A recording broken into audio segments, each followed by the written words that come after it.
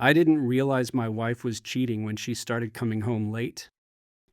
I realized it the day she asked me to build a room she never intended me to use. I've spent 20 years as a general contractor.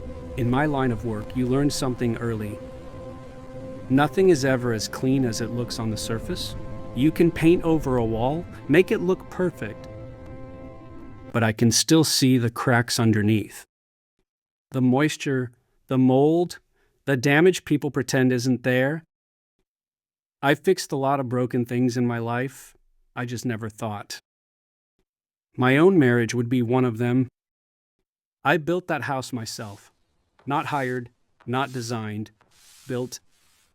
Every cabinet in that kitchen I installed. That staircase, 6 months of work.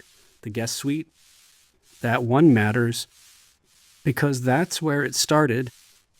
At first, it didn't feel like anything was wrong, just small changes.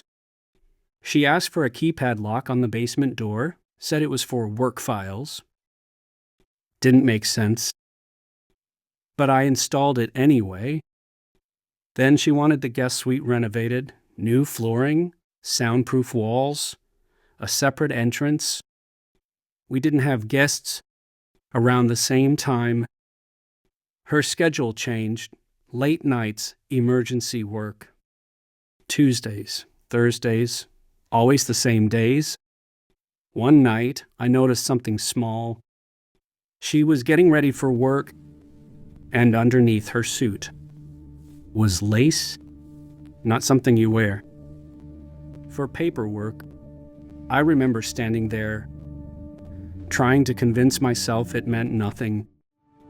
Because once you see something like that, you can't unsee it.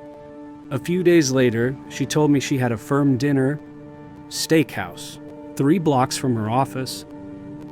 I was working nearby, so I thought I'd surprise her.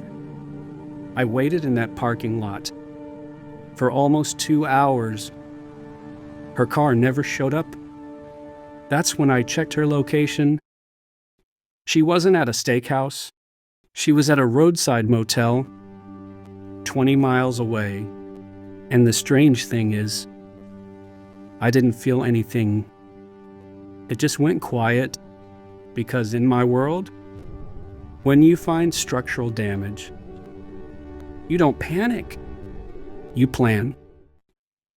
That night, she came home smiling, talking about her dinner, said the steak was perfect.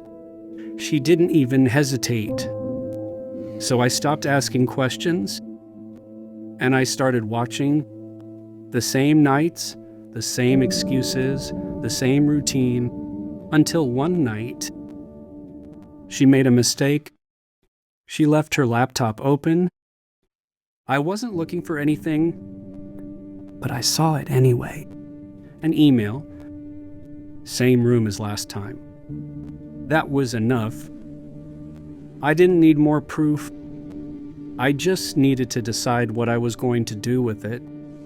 And for the first time in my life, I didn't want to fix something.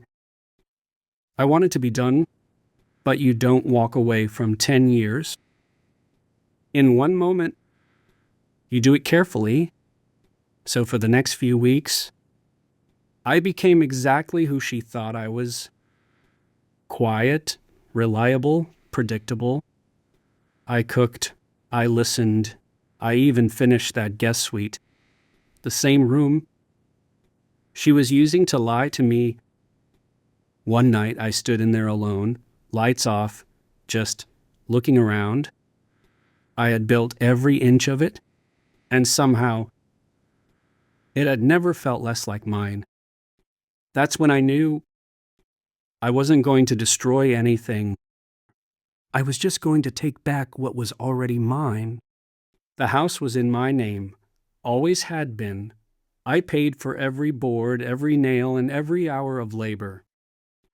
So I made a few calls, my lawyer, my real estate agent, my most trusted crew. If she wanted a life without me, she could have it, but she wasn't going to have it in a house built by my sweat. While she was on her trip, we went to work. We didn't just move furniture. We took the custom cabinets I'd spent weeks installing. We pulled up the hardwood floors I'd laid on my knees. We even took the light fixtures and the kitchen sink. By the second day, it wasn't a home anymore. It was just a skeleton of wood and wire, a house as empty as her excuses. She came back early. I was sitting across the street.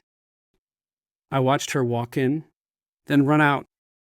Panicking, she saw me. Ran over.